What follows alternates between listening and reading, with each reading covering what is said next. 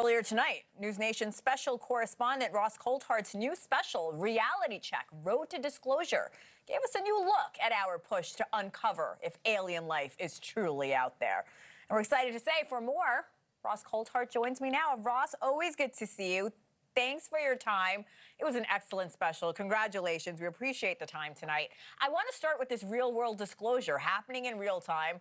What are your thoughts on this third batch of UFO files? Is this disclosure or just a drip feed of mystery that keeps so many people hooked without answering any real questions? Very much the latter. Good evening. Good evening. I think it's very much the latter. I think we're being played to some degree. There's a pretense that the Pentagon and the intelligence community don't know the whole story, and I think the public are being led to the suggestion that there's really still a lot to be found out, that there's a mystery that still needs to be solved, when I think really the United States government, sections of the defence and intelligence community, and particularly private aerospace companies, have known the answers for quite some time. There is some exciting new material in this latest tranche release. In the files, there are FBI officers and intelligence officers who flatly admit that they've seen firsthand with their own eyes orbs, the kind of phenomena you just showed on the screen there. And a lot of it is focused on what's called the Northeastern orbs. You might remember the so-called drones flap of 2024, 2025, 2026. And I think a lot of those orbs, so-called, which were called drones at the time by the government, we now know that the government formally recognises it can't identify a large percentage of them. They are genuinely anomalous. And you have the head of the Pentagon's UAP investigation office, Dr. John Kozlowski. He signed off on a report that was included in the tranche, which basically says approximately 40% of these orb sightings could not be resolved prosaically. That's significant.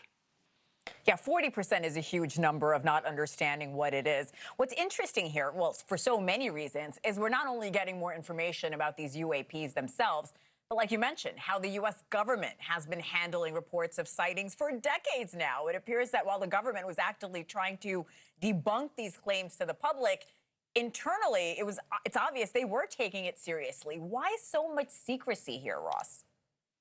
That's the question we keep on asking ourselves. I think it's simply, I think the main reason is to try and protect US rival, protect ourselves from US rival adversaries, China, Russia. I think there's a genuine fear that if we have recovered UAP technology, alien technology, let's say what it is, if we have recovered that technology, and I do believe we have, I really do think there's a fear in the national security complex that revealing too much could cause a slippery slope where we inadvertently reveal to our rivals things we don't want them to know.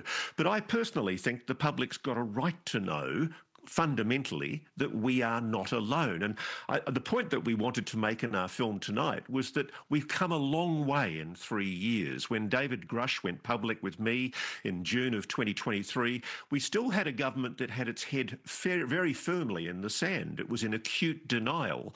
We now know they've formally admitted that UAPs, unidentified anomalous phenomena, is real. There is a genuine mystery that they cannot explain of anomalous phenomena doing extraordinary things in the skies that can't be explained with known human technology.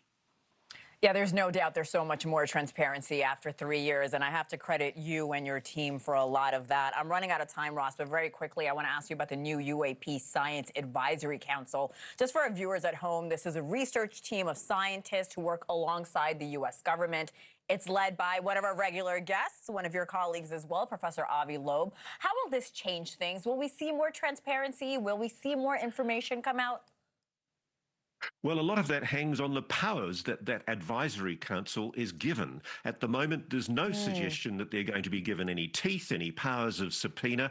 I don't doubt for a moment the good motives of Professor Avi Loeb, who's a formidably good investigator and a wonderful scientist, but we just hope it's not another Project Blue Book, where, frankly, the government consistently lied and misled the public. It's so good to always talk to you. And again, congratulations on your special. I can't wait to go home and watch it again. And for our viewers, you can watch Reality Check Road to Disclosure right here on NewsNation and our YouTube page. Ross Coulthart, thank you as always. Thank you for watching. Subscribe below and download our NewsNation app right now on your phone, and you will get fact-based, unbiased news for all Americans.